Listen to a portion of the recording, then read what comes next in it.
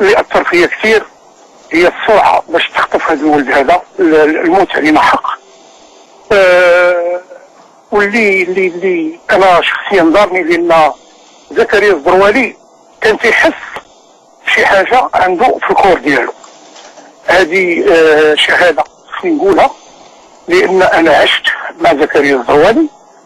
كانت في بعض المقابلات تعودنا على الزروالي نتصلوا بعض المقابلات يوم الاثنين، يا اما يجي لابس حوايجو ما يبغيش يدرب وتيجي يحضر مع الدراري وسميتو، يعني حتى من مدرب روما ولا عارف على الناس غادي يقول لي غيجي يعطيني شي عذر.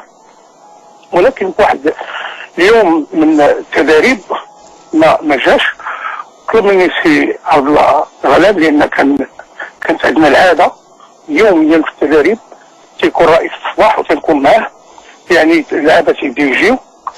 ملي تم في التدريب كاع اللاعبين وقفوا الا باستثناء اللاعب زكريا الزروالي. طلب مني سي عبد الله غلام باش نادي عليه ويجي حالا للملعب، مريض ولا صحيح يجي للملعب. فطلبت من الاخ طنطاوي عيط له، بالفعل قال له الرئيس خصو يجي، مريض ولا صحيح تجي.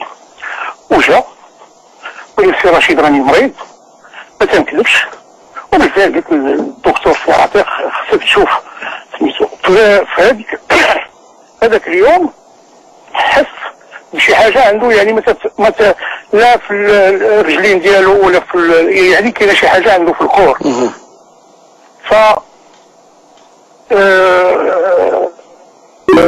خرجت في اليران بان كاينه شي حاجه عنده. حنا واش الطبيب بكل صراحه، لان انا هذه المساله هذه ما غنسكتش عليها، من بعد غادي نجوزها مع الاخوه المسيرين، لان بالنسبه لنا حنا هذوك ولادنا خصنا نتبعوهم وخصنا نعرفوا كل واحد اشنو عنده. شرح لي الدكتور عتيق على ان الزعما ما كاين والو غير الزروالي يمكن ما تيبغيش يجي للتدريب. سي رشيد الا سمحتي لي غادي ندير واحد وقفه مع الاشهار ومن بعد نرجعوا لك. غادي نغيبوا فقط دقيقه واحده ومن بعد نكونوا معاك باش يمكن لنا نستمروا ونعرفوا.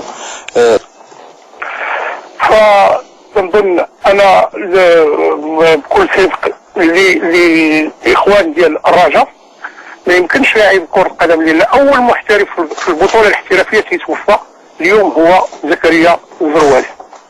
ما يمكنش اليوم يكون عندنا لاعب على ما يقال يعني مرض في الكبد ديالو ونديو العياده ديال جراحه العظام.